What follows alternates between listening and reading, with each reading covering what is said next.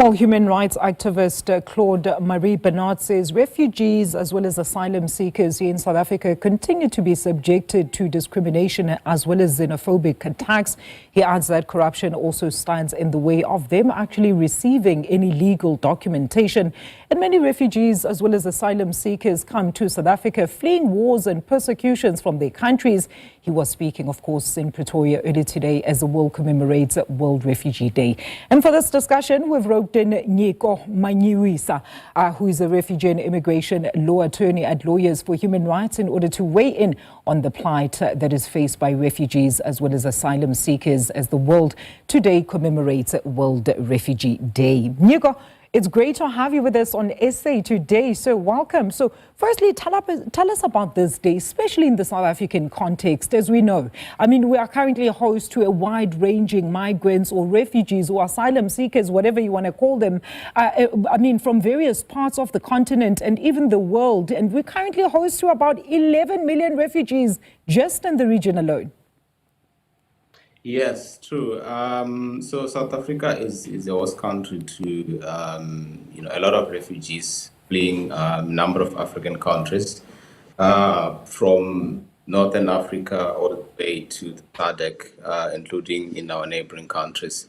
So World Refugee Day is basically to commemorate refugees and to emphasize that applying for asylum is a human right.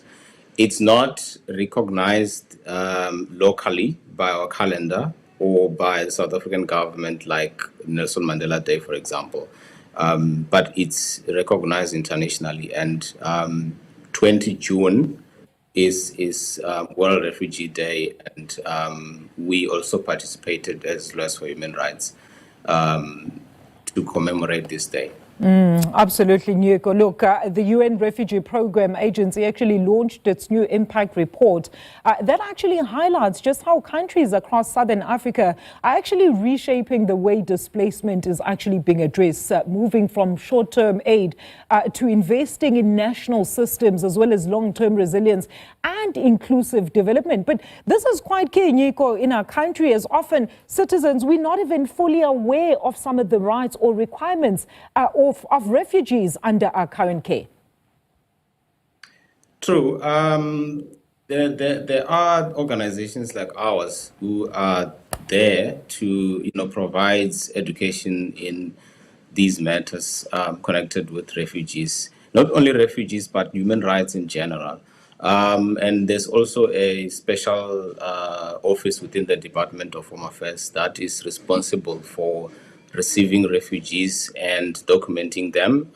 These offices are called refugee reception offices, located in 5 strategic cities within the Republic of South Africa. There's one in Musina, one in Pretoria, it's called Tshwane Refugee Reception Office. There's one in Durban, it's called Durban Refugee Reception Office. There's one in Eastern Cape, and then there's one in Cape Town.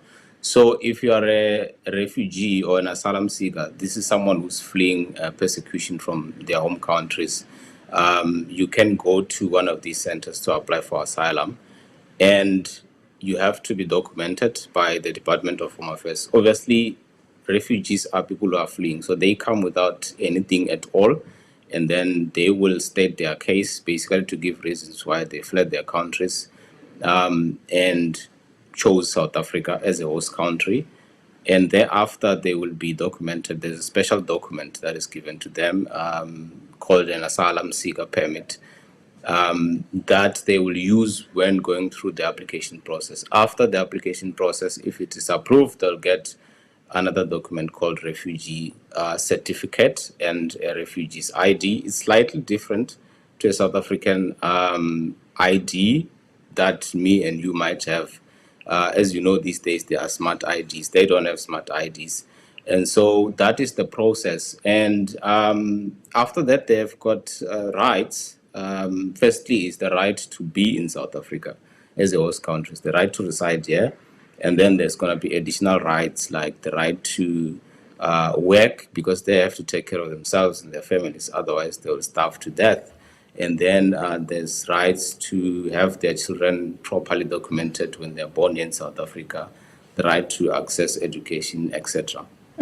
Very interesting that you point those out, Nyiko, because I'm sure you heard me in my intro there about Claude Marie Bernard there, who's a human rights activist, saying that refugees and asylum seekers in South Africa continue to be subjected to discrimination as well as xenophobic attacks. But again, this is also in the context of how you actually look at it. And this is why I asked the previous question, because I'm sure South Africa, we do not treat refugees, I suppose, like the rest of the world would do, where they would basically put them in a certain camp and ensure that the services that are actually accorded to them are specific for the time being that they are actually here. So some of them are eventually integrated into our communities. They've become some of us. But there is this debate then of where do you stand as a South African or as a host nation when refugees then will seem to take the law into their hands or even break the laws of their host nations? Well, I would like to start by saying I think as South Africans, we are generally a good country with great laws, starting with our constitution, which provides that South Africa belongs to all those who live in it. So that's the starting point. And we've got this spirit of Ubuntu as South Africans. And we are also part of the continent, the African continent. And we've got long and deep history, dating back before 1994, where we also had, our own freedom fighters fleeing South Africa, fleeing the apartheid government. And then we took an initiative around 1998 to say we will also provide refuge to those who are fleeing persecution. So I don't think we are, really xenophobes. Yes, there are challenges which I want to get to because some refugees, some may argue that most refugees are subjected to discrimination and xenophobia. It happens. Some do struggle to, access education, to access healthcare services.